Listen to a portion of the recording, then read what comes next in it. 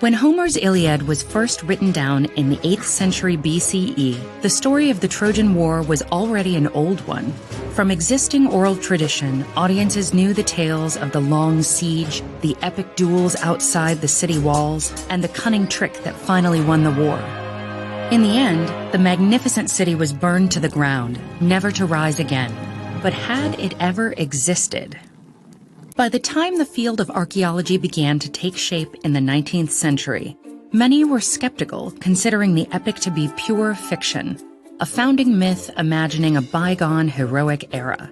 But some scholars believed that behind the superhuman feats and divine miracles, there must have been a grain of historical truth, a war that was really fought and a place where it happened.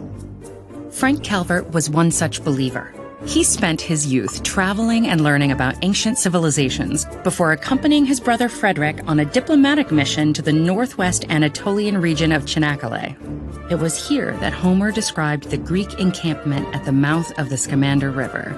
And it was here that fate brought Frank into contact with a journalist and geologist named Charles McLaren. Locals and travelers had long speculated that Troy might have stood on one of the surrounding hilltops.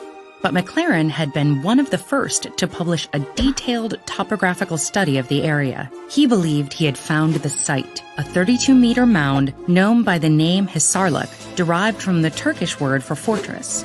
Soon after meeting with him in 1847, the Calverts bought 2,000 acres of farmland that included part of the hill. Before they could explore any further, the Crimean War broke out and forestalled their archaeological ambitions for several years. After the war's end, Frank Calvert began to survey the site, but lacked the funds for a full excavation. This was where the wealthy German businessman and amateur archaeologist Heinrich Schliemann came in.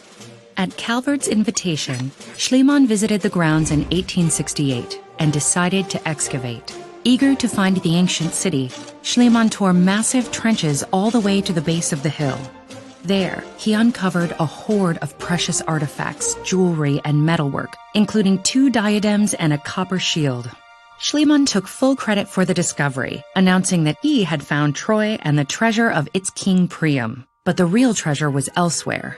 When later archaeologists studied the site, they realized that the mound consisted of no less than 9 cities, each built atop the ruins of the last. The layer Schliemann had uncovered dated back to the Bronze Age, more than 1,000 years too early for Homer.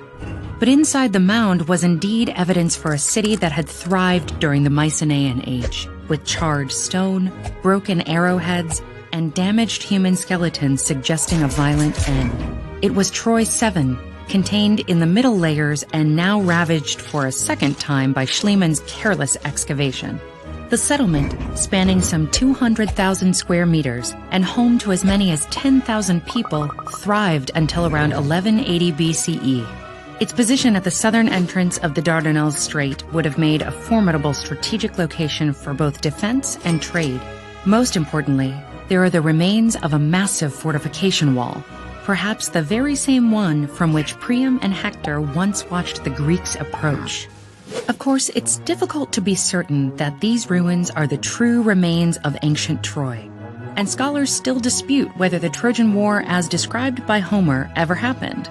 Yet the evidence is strong enough that UNESCO has labeled Hisarlik the archaeological site of Troy, regardless of its identity. Thanks to persistence, a bit of faith, and a lot of research, archaeologists are bringing the long-buried secrets of an ancient lost city to light.